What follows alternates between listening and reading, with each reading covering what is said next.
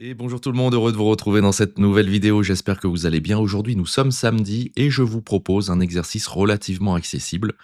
Accessible ne veut pas dire non plus extrêmement facile, donc prenez bien le temps d'y réfléchir. Si vous êtes abonné à la chaîne depuis longtemps, vous risquez de retrouver quand même un schéma de maths que vous avez déjà vu ailleurs. Si vous découvrez cette chaîne, eh bien accrochez-vous, c'est pas si évident que ça. Il n'y a qu'une seule et unique façon de mater en deux dans cette position. Prenez bien le temps d'y réfléchir. Si vous avez besoin, utilisez l'échiquier virtuel que vous retrouverez en description de cette vidéo. Et pourquoi pas, si vous en avez besoin, vous retrouverez en bas de la description un indice qui devrait vous faciliter un petit peu la vie. Ceci étant dit, bonne réflexion à vous, mettez en pause, on se retrouve juste après. Allez-y. Alors si vous êtes revenu de la pause ou si vous ne voulez pas réfléchir, on y va, on étudie cette position.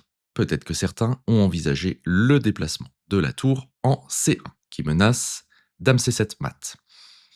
Alors ça, effectivement, si les noirs font n'importe quoi en déplaçant la tour, vous avez bien un mat. Donc le mat en 2 est trouvé. Si les noirs poussent le pion C pour se défendre, eh bien ça fonctionne quand même puisque vous pouvez aller avec votre dame en B8 et vous matez également. Mais malheureusement, si les noirs poussent le pion D, eh bien là, il n'y a plus rien qui fonctionne. Vous pouvez éventuellement encore trouver un échec en H3, mais évidemment, la tour va venir s'intercaler et protéger le mat en 2. Donc on oublie cette possibilité. Si vous avez envisagé peut-être tour B1 pour menacer tour B8 mat, eh bien là, effectivement, si les noirs déplacent leur tour, il y a bien un mat. Si les noirs poussent le pion C, il y a bien un mat. Avec la tour ou la dame, ça ne change rien. Échec et mat. Mais comme tout à l'heure, si les noirs poussent le pion D, eh bien ils évitent le mat en 2, donc on ne peut plus faire de mat, même ici. En B8, vous avez quand même roi D7 qui sauve le mat en 2. Donc on oublie. Peut-être que d'autres ont envisagé un déplacement de la dame en B2, pourquoi pas, qui menace dame B8 mat. Alors là, il y a plein de possibilités. Si les noirs poussent le pion C, il y a bien un mat. Si les noirs déplacent leur tour, il y a bien un mat. Mais malheureusement, si les noirs poussent le pion D, eh bien ils se donnent une case de sortie et vous ne pouvez plus mater en 1. Vous ne pouvez pas aller chercher un échec ici de ce côté-là puisque vous êtes sur case blanche. Et vous ne pouvez pas revenir sur case. Vous êtes sur case noire, vous ne pouvez pas revenir sur case blanche, pardon, pour mater, donc c'est foutu. Ça fonctionnait pas. Peut-être que d'autres se sont dit dame H3 qui cloue le pion, pourquoi pas chercher un zugzang. Donc là, les noirs ont peut-être que des mauvais coups, donc le roi ne peut pas se déplacer à cause de votre propre roi, et ce pion est cloué par la dame. Donc pourquoi pas envisager le déplacement de la tour. Là, il y aurait bien le mat, et du coup, l'exercice serait résolu. Mais dans cette position, on ne cloue pas du tout le pion C. Et à ce moment-là, vous n'avez pas de mat là, dans cette position. Donc on oublie, ça ne fonctionnait pas non plus. Dame H3. Peut-être que d'autres ont envisagé Dame H1. En général, dans certains exercices, ça a une tendance à fonctionner, ce genre de coup.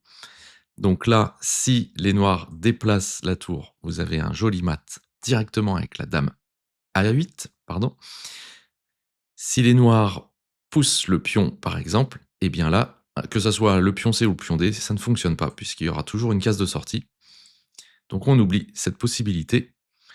Le pion C, en fait, ne donne pas une case de sortie, mais empêche la dame de venir mater. Donc là, il n'y a pas de mat du tout, ça ne fonctionnait pas.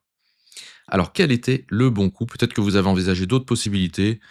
Par exemple, H7, c'était tentant, mais il suffit de pousser un pion et ça annule la possibilité, donc ça ne marchait pas non plus. Je vous le dis tout de suite. Le bon coup, le seul et unique coup qui fonctionnait dans cette position, c'était Dame D6. Si vous avez trouvé Dame D6, franchement, bravo. C'était la solution. Là, vous mettez vraiment les noirs dans un zugzang, c'est-à-dire qu'ils n'ont que des mauvais coups possibles. Alors, on va les envisager. Le roi noir ne pourra pas bouger, il est bloqué par le vôtre. Et évidemment, le pion D ne peut plus bouger, il est bloqué par la dame. Donc en réalité, il ne reste que quelques possibilités. Ce qui peut venir tout de suite à l'esprit, c'est la reprise de la dame, évidemment. Dans ce cas-là, vous déplacez la tour en C1 et il y a un joli mat qui fonctionne très bien. Donc, on ne peut pas reprendre. Si la tour se déplace, quel que soit l'endroit, alors ici, il y a carrément une reprise et mat, mais s'il se déplace là, vous prenez tout simplement le pion D7 et il y a mat. Et dernière possibilité, pas de reprise, mais on pousse le pion, que ça soit d'une case ou de deux, ça ne change rien puisque le mat se trouve ici en Dame B8 mat. Voilà donc ce qu'il fallait trouver C'était un coup qui était, un peu contre-intuitif, mais si vous avez l'habitude des puzzles, je pense que vous le connaissez ce type, de coup. Donc déplacer la dame en D6, ça obligeait les noirs à faire un mauvais coup en réalité, ce qui s'appelle un zugzwang. Voilà, si l'exercice vous a plu, n'hésitez pas à mettre un pouce en l'air. N'hésitez pas également à vous abonner à cette chaîne, c'est important pour le référencement, merci d'avance. Et puis on se retrouve dans une prochaine vidéo. Passez un excellent week-end, prenez soin de vous. Allez, à bientôt. Ciao.